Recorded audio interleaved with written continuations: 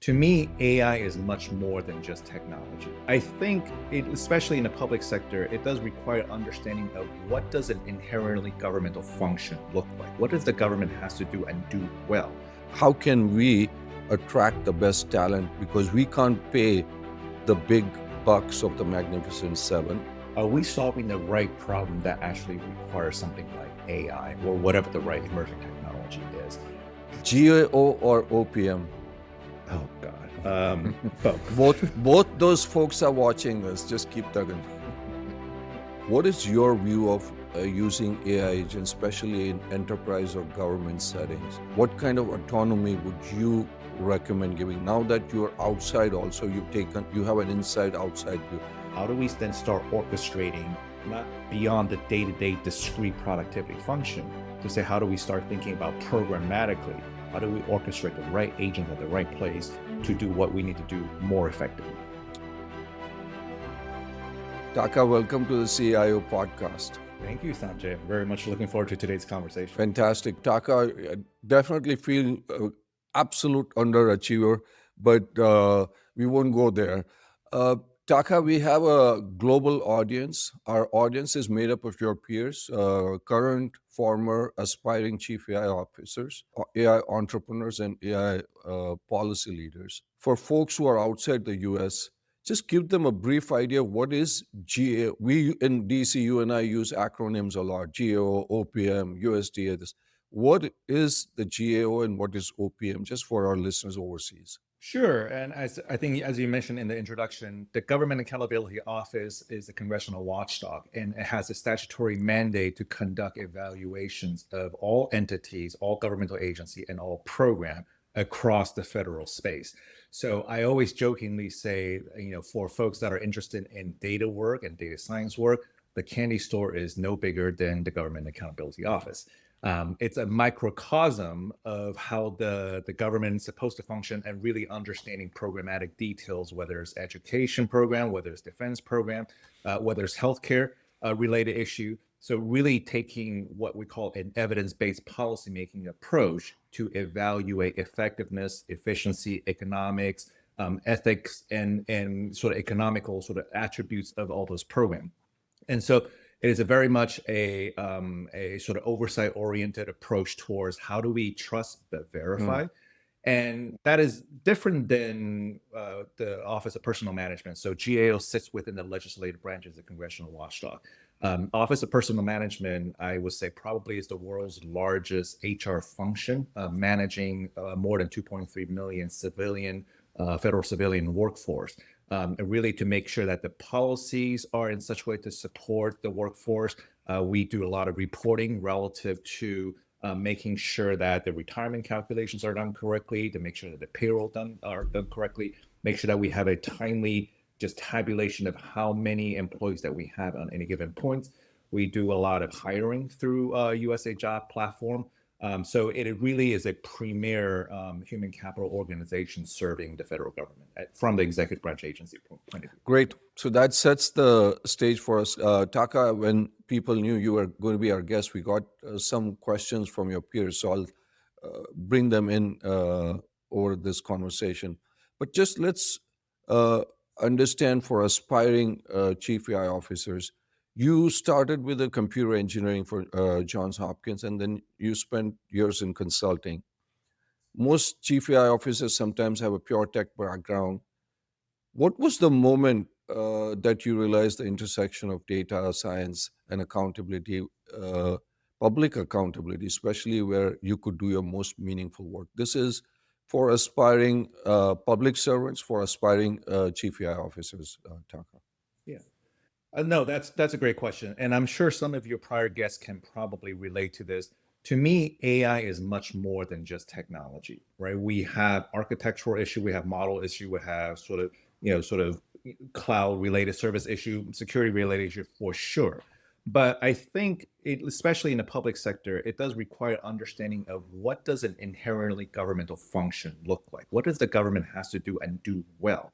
What does that mean from a privacy point of view, security point of view, data retention, data sovereignty, right? Federal government is not in the business of monetizing data. So how do we make sure that we can press the right lever to, do the kind of inferencing and reasoning we want out of AI while protecting these non-public sensitive information.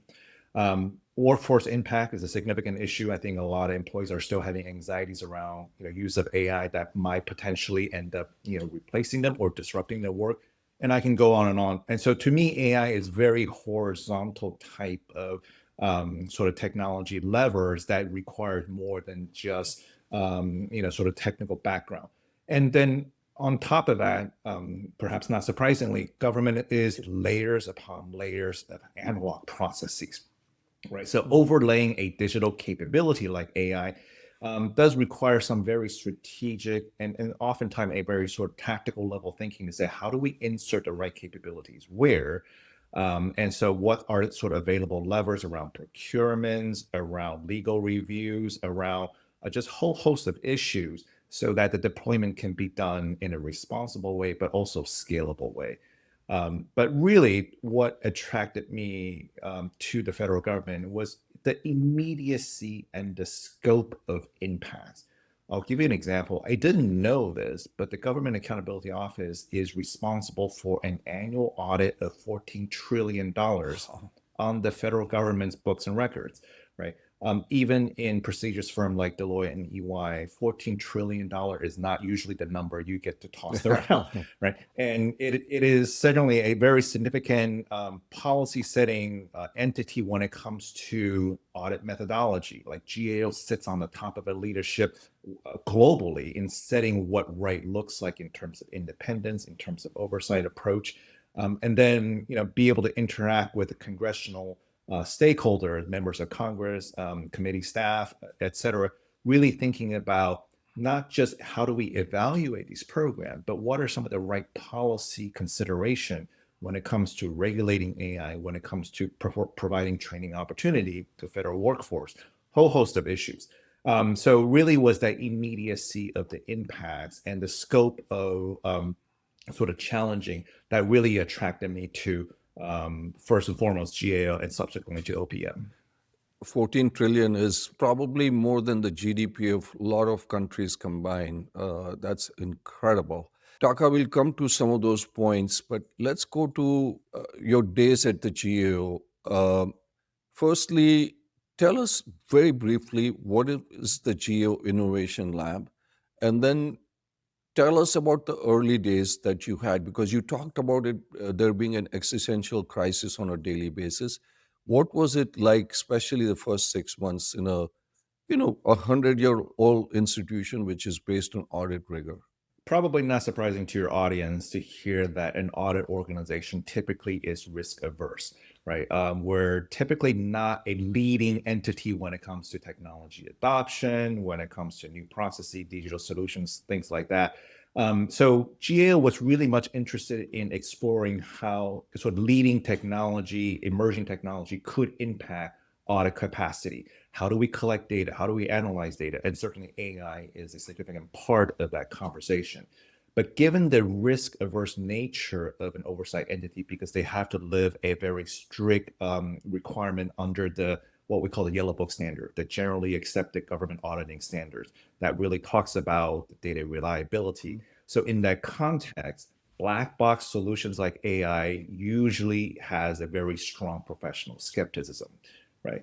And so the first lesson I learned, and perhaps not surprisingly, in any organization when you walk in, the mantra of the Innovation Lab is really to sort of explore the use case of emerging technology. But the reality is that while everyone wants innovation, nobody wants change, right? So that in that environment, how do you make sure that you can explore, prototype, but also very sort of specifically articulate the impacts and a change required to adopt those technologies?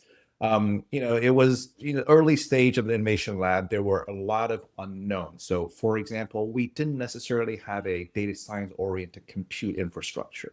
So we had to build an AWS environment from scratch that is very much different from our enterprise IT infrastructure, right? If you think about enterprise IT infrastructure, you typically favor stability because these financial management platform, these ERP systems, they just have to run and they have to be highly available. But when it comes to maybe more exploratory innovation-oriented architecture, you favor evolution. You want to try the latest managed service. You want to try the latest evolution in landing zone or how security parameters are done.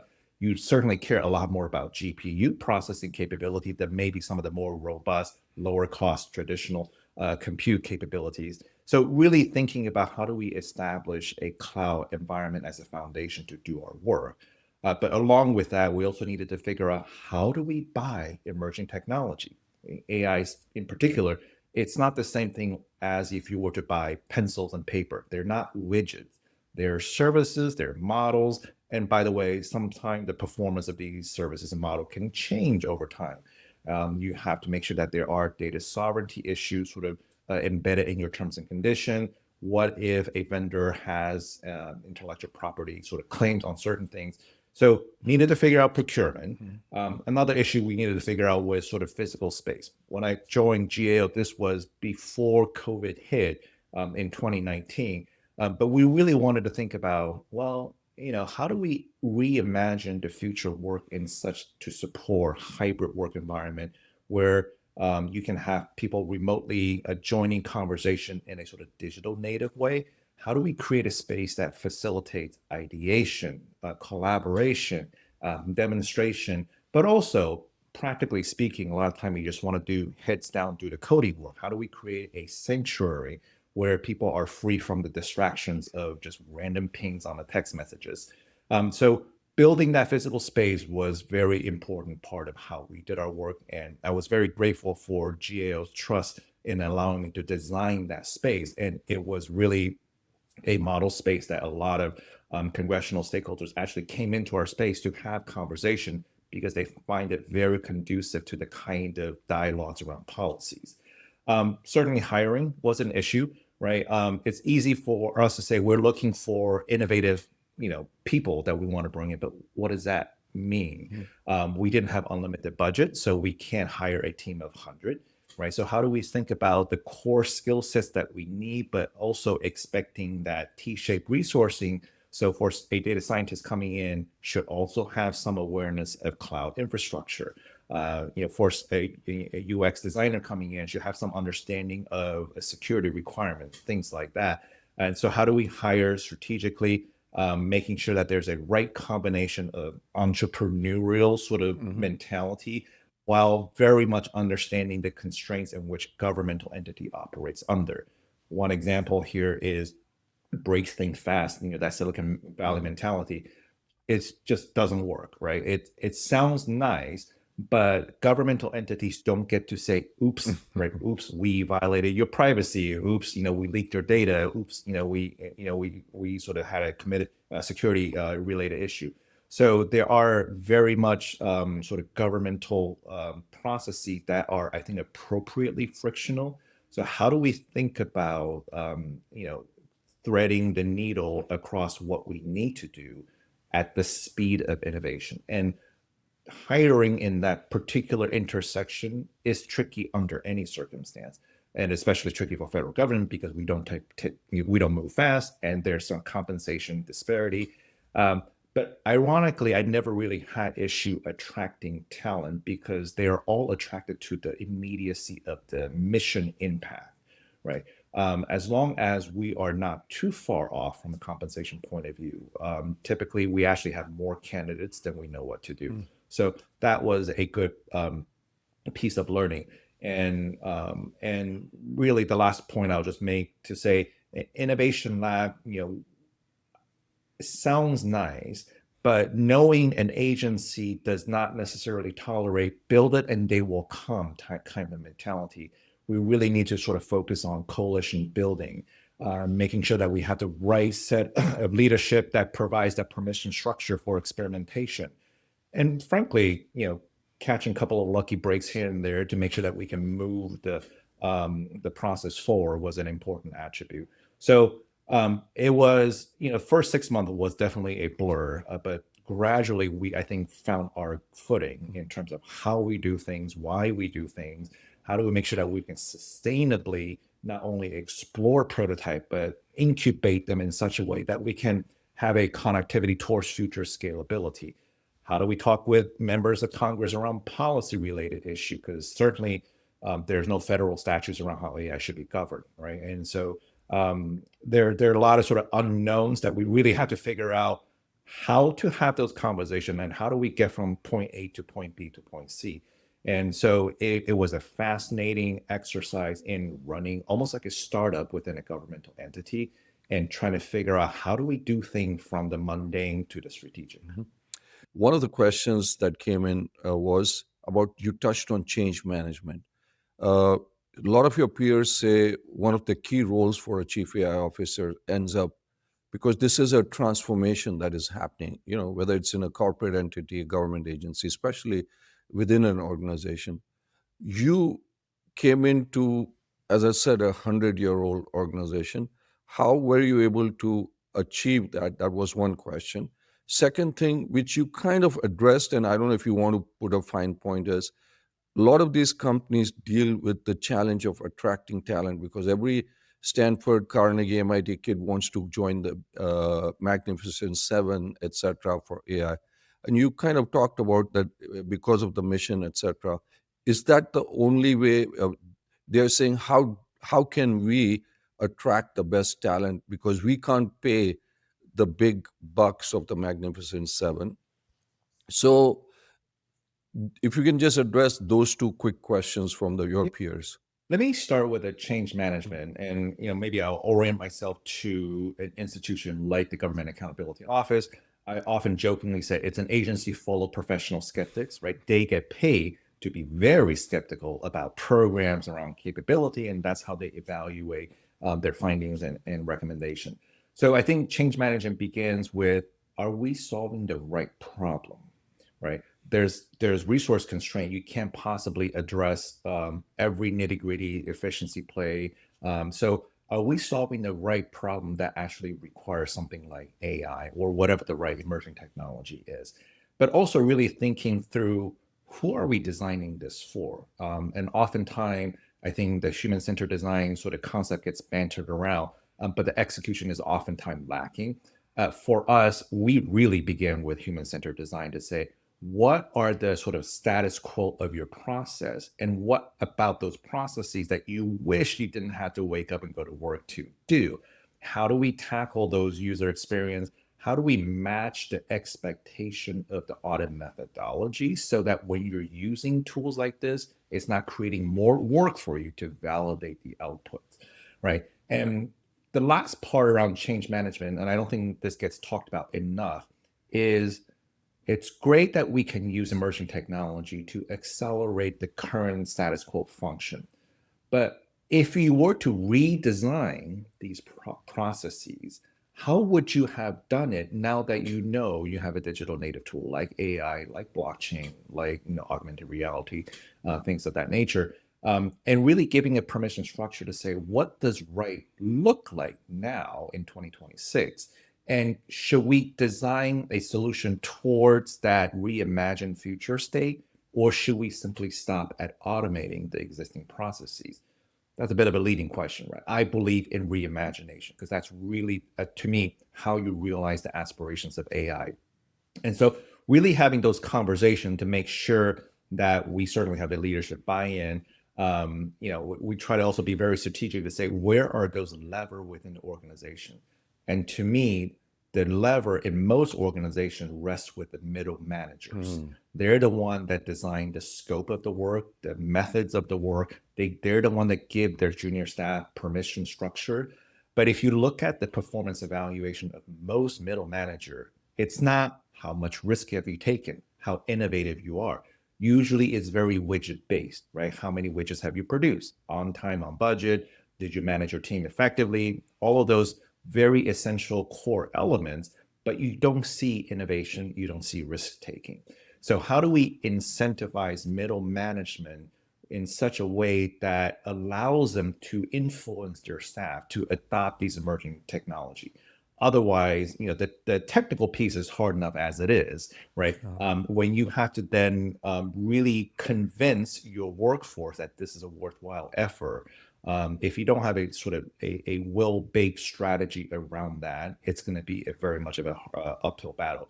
And especially for agencies like GAO, I think I mentioned this, you can't just build it and expect they will come, right? They won't. Yeah. And if they don't come, now what do you do with investments and resources that you put into it? So that's my perspective on change management.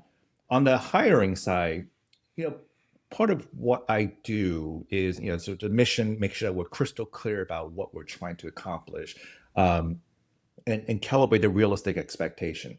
But I think at GAO, we were very successful because first and foremost, we had this data science oriented AWS environment that really, for most data scientists, you typically have to beg from the CIO to say, can I get a powerful laptop? Can I get a GPU? Can I get this and this and that? We sort of took that off the table to say, you're coming into an innovation focused environment that allows you to securely and appropriately experiment and explore what are the right sets of services to connect, right? All within the confines of security and protection.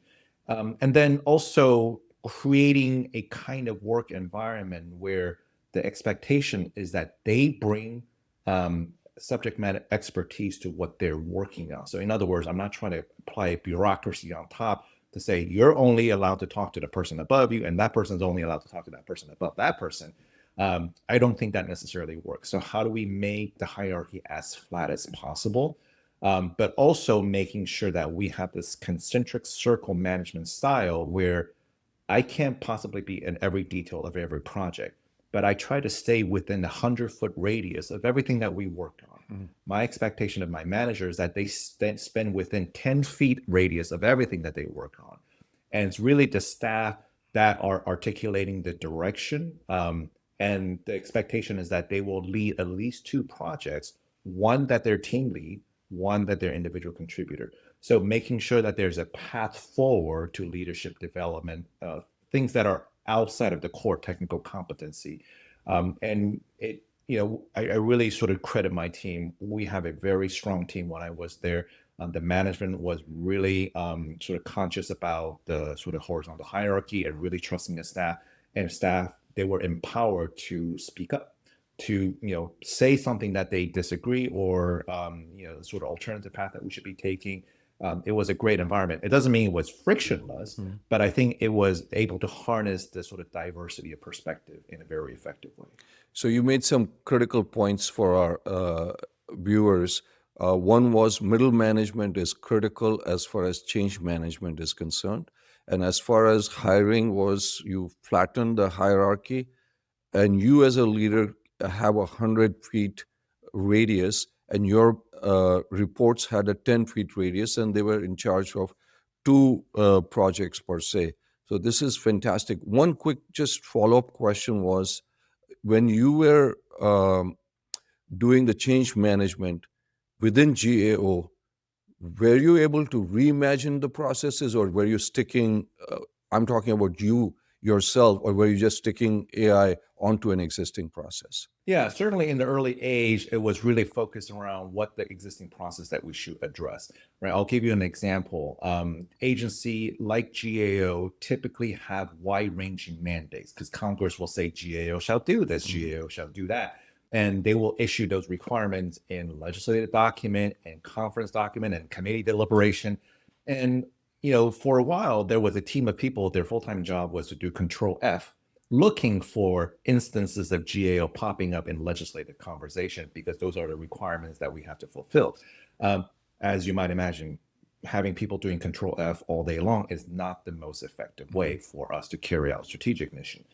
So, certainly this is an area where AI is sort of certainly excel at making sure that we are vacuuming all of the relevant legislative artifacts and be able to find examples of GAO, matching that to prior work that we've already done, and be able to do that initial inferencing and triaging before, so that it gives us time to really spend the necessary energy on negotiating with Congress about how GAO should be doing those mandates, as opposed to just finding those mandates. So it was a fairly straightforward, initially a machine learning approach towards finding GAO mandates. And with an advent of LLM, that became more of an LLM-centric approach to say, how do we not just ingest, identify mandates, but also proactively disperse the kind of work that GAO has already done? So that was really trying to focus around the existing processes. But the idea here was to eventually have a conversations around, well, if that's an automated process, how do we actually be more strategic in our engagement with members of Congress now that we free up 20%, 30% of people's energy? Um, that's a longer conversation because sometimes you have bargaining unit consideration on what you can and cannot do. Sometimes there's a long-standing protocol, like people have been doing the same way 20, 30 years. You can't just like snap your finger and say, do it differently. And it's not just about GAO changing our approach. Members of Congress and their offices has to be okay in how we interact with them as well. And there's a technical issue. There are certainly a lot of sort of staffing sustainment issue. Just because we produce a capability, it doesn't mean there's a capacity to sustain that going forward, especially with AI-enabled solution. So really had to sort of build the sort of stepwise function between how do we automate the existing process and sort of pave the path towards the future reimagination. So I think that's a great point, is pave the path for future imagination. Taka, let's move to your next assignment, which was at OPM. When you joined OPM, you inherited responsibility for over 2 million, as you said, the largest employer in the world. But your thesis has always been being data ready before being AI ready. And in practice, when you were in the first 90 days at OPM, Office of Personnel Management, how did you diagnose and what was the data readiness there? And what did you find that surprised you there? Yeah, I came into OPM at around the halfway mark of their OPM's data modernization strategy, right? I guess the initial surprise that I had, I didn't realize this, but the federal government has 119 separate HR systems. None of them talk to each other, right? And OPM was a aggregator of that information.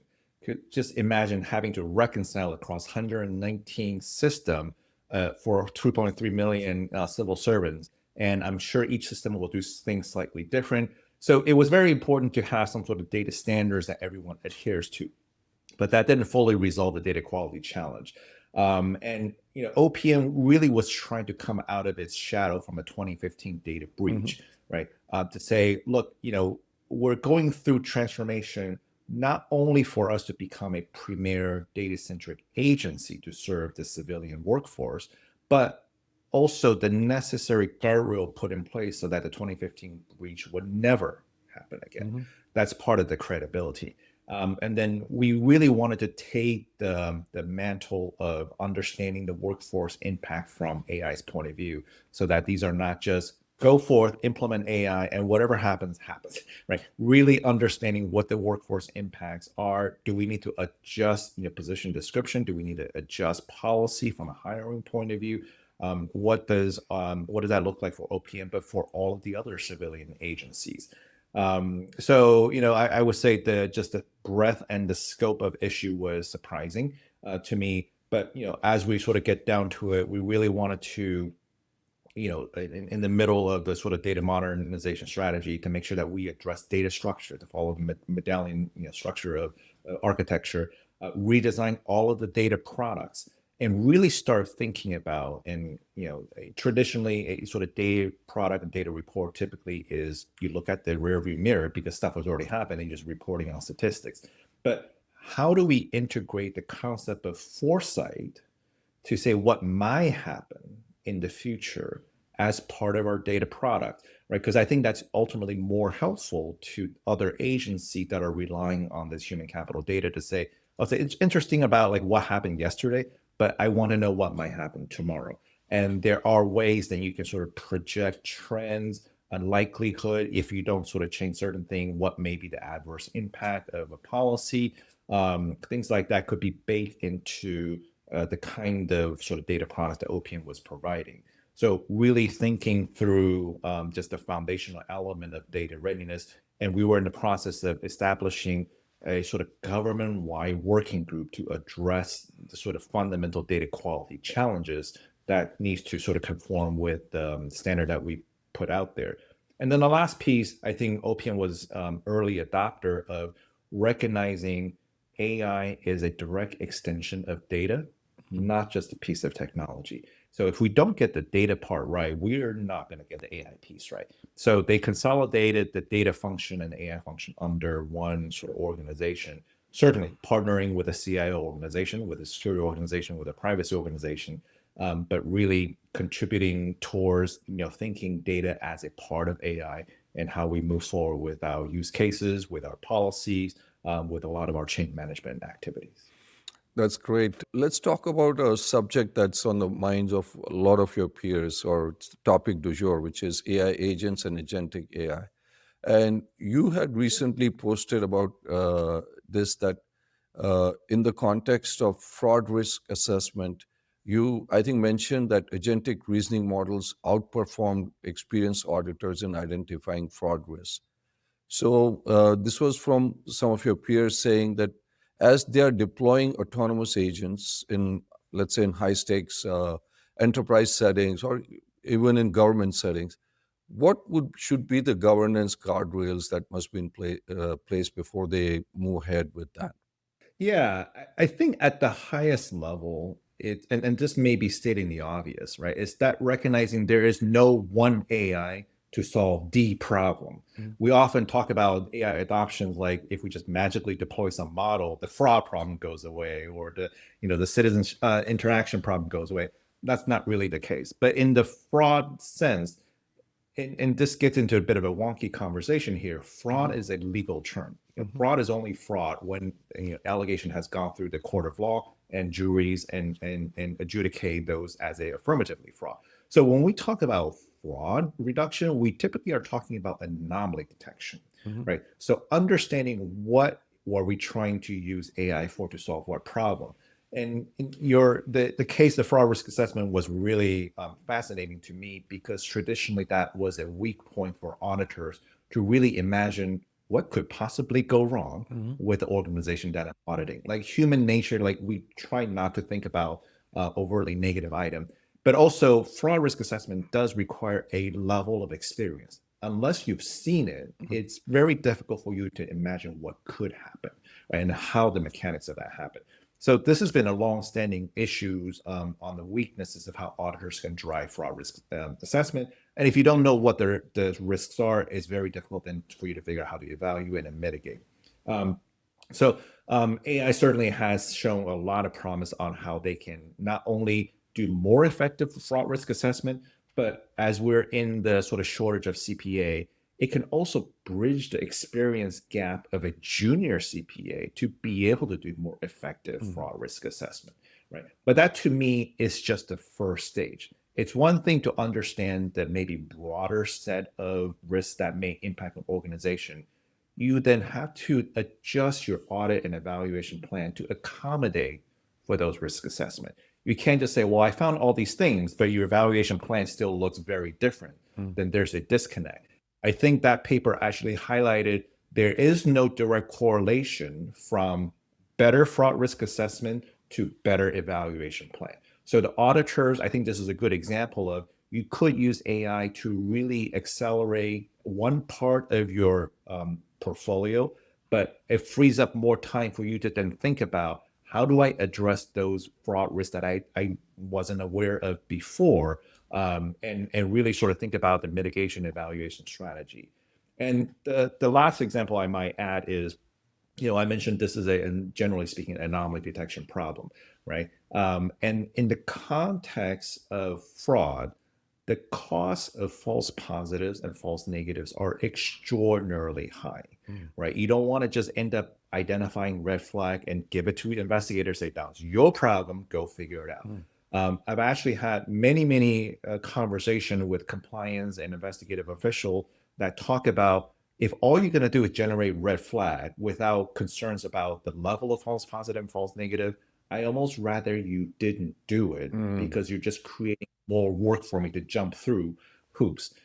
So how do we develop these capabilities with the error rate in mind, and what is acceptable error rate? And how do we then sort of integrate that within the workflow so that the investigator can focus their limited professional judgment capacity on things of highest importance, right? And maybe there's a more automated way to ask entity to provide more documentation before we call them anomalies or fraud. So there are very, I think, very specific thought process that needs to go into understand what is the problem that we're looking to solve, and how do we use something like AI to solve it. And when it comes to output, what are the sort of care we need to take to make sure that we're not just AI slopping our way to some sort of magical fraud mitigation solution.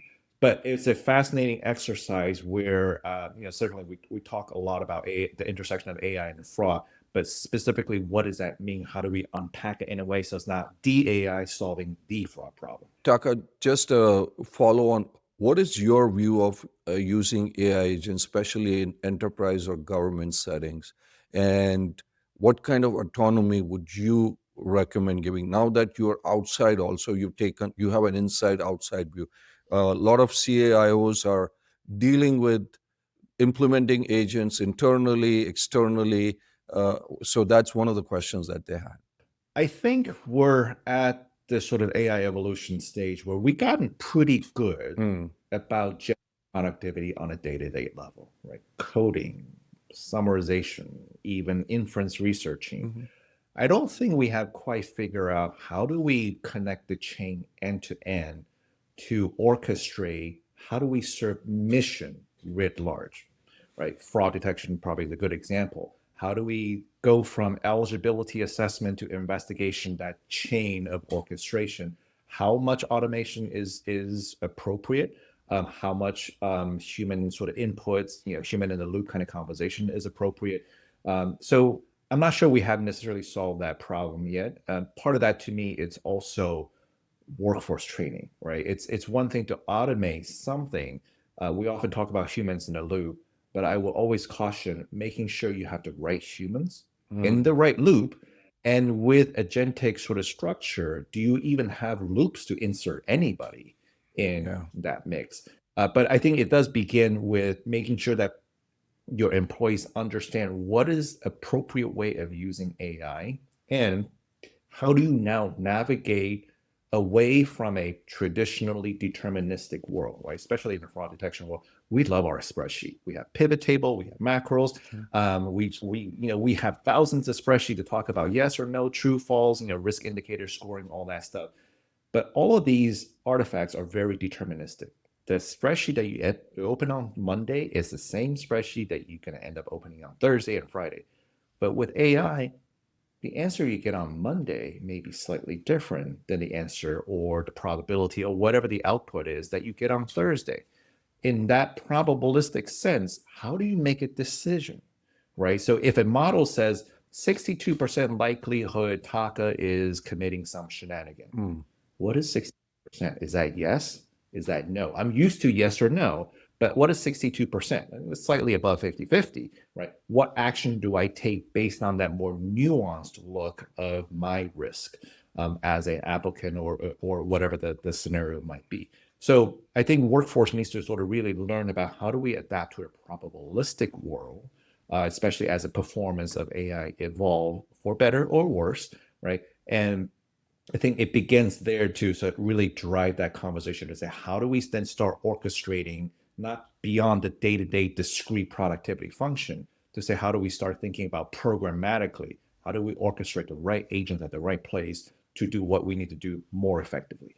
Let's talk a little bit about AI governance also, Taka. You've been pretty vocal about the idea that governance should be an accelerator of innovation, not a hindrance, and that agile governance moves at the speed of innovation.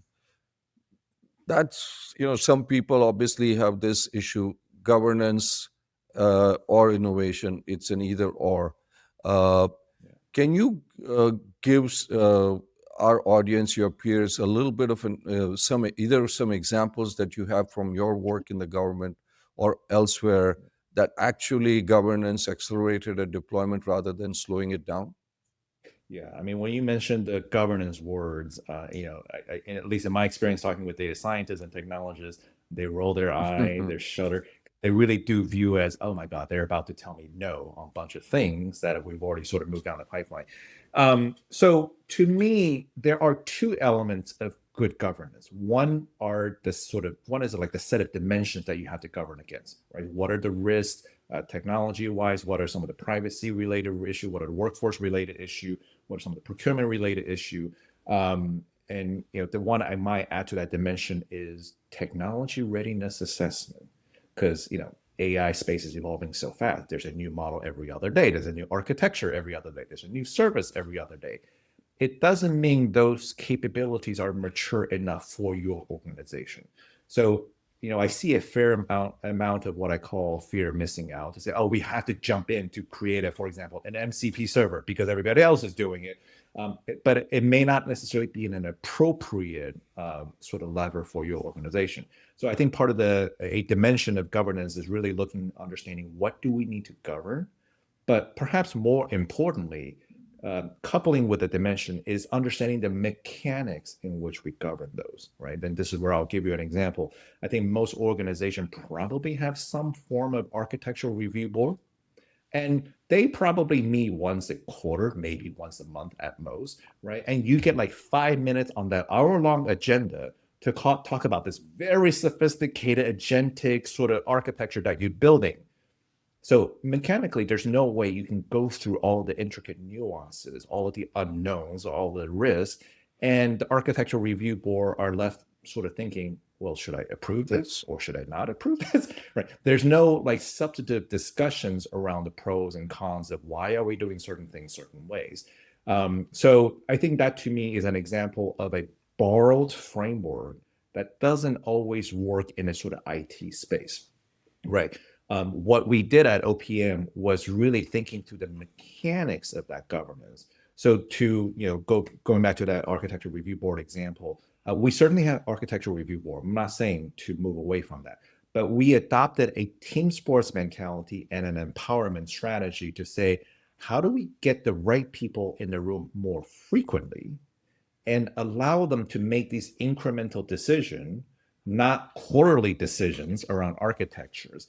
And then use our professional judgment to see at what point do we need to elevate that at the agency level for discussion around budget and resourcing. But when it comes to, well, should we use GPT 4.0 or 5.0? I mean, those to me are fairly micro level decision that really there's no wrong answer. Try it out, try both and see which one works. Go ahead and move forward. And so empowering the governance team to make those tactical decisions, I think is very important.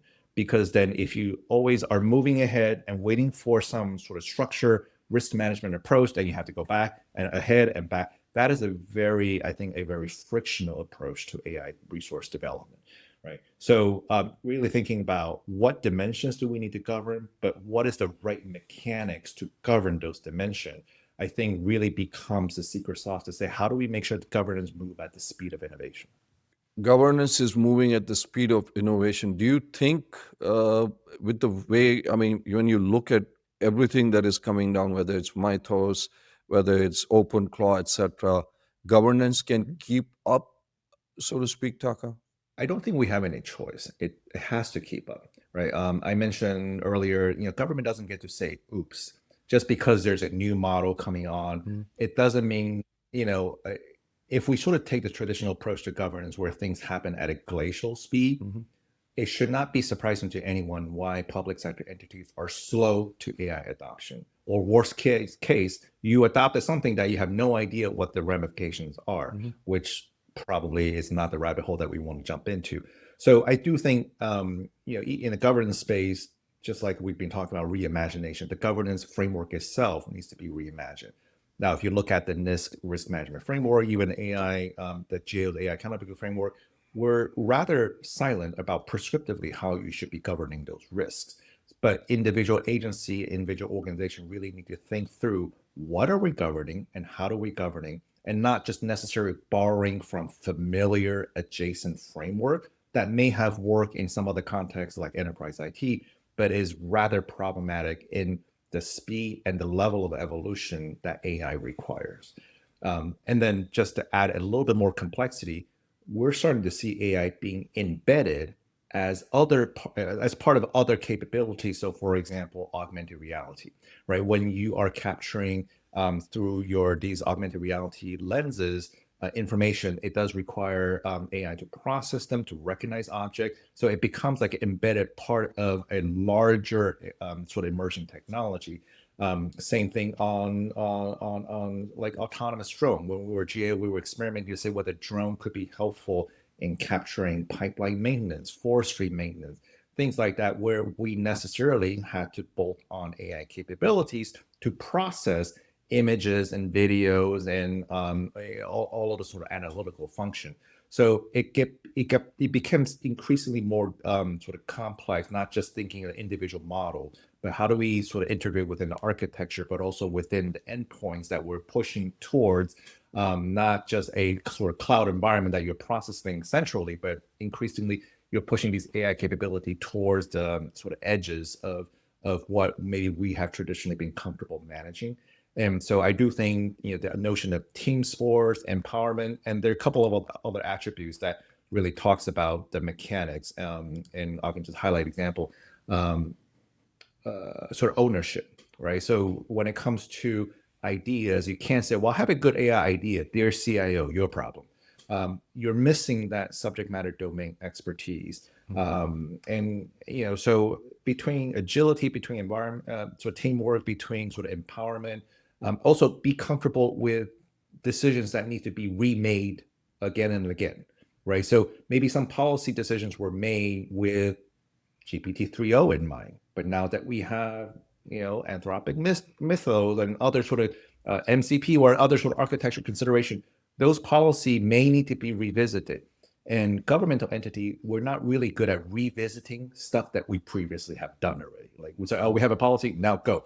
But we never really revisit to say, well, do those policies need to be updated on permissible, impermissible use?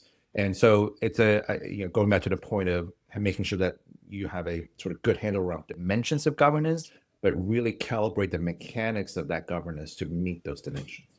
Your Sol Imagination website, Taka, opens with a striking finding from MIT's Project Nanda, where it says AI is not moving the needle for 95% of organizations. That's a pretty striking statistic. Now, people can argue whether it's, what is the context, etc.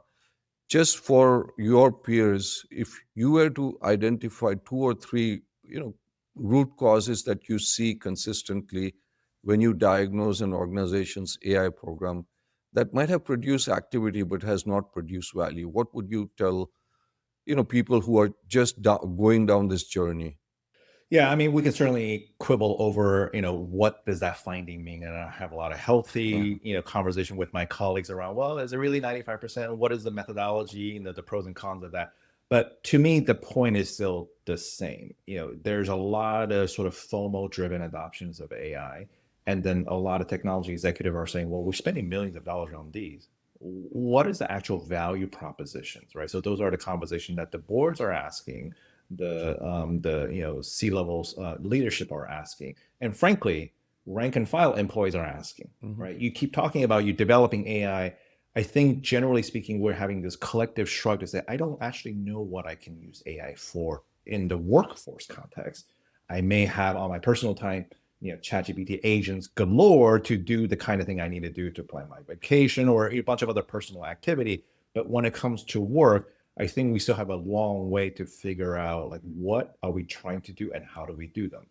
So a couple of examples, I think begins with not really grounding AI use cases to the right problem, right? At GAO, ironically, I've often told people, my job is to how to say no to your idea, because not every ideas are necessarily gonna lead to concept into prototype into production. Not every idea has the level of value that we aspire as an agency. It may be very helpful to you and individually and to 5 of your closest friends, right? But that's a different value proposition. And given the resource constrained environment that we all live under, what is the right use case for the right problem that requires the level of AI complexity? Now, let's say we assume that we solve that problem. How do we make sure that we don't just stop at prototype?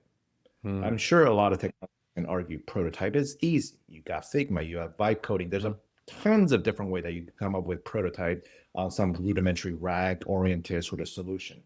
Great.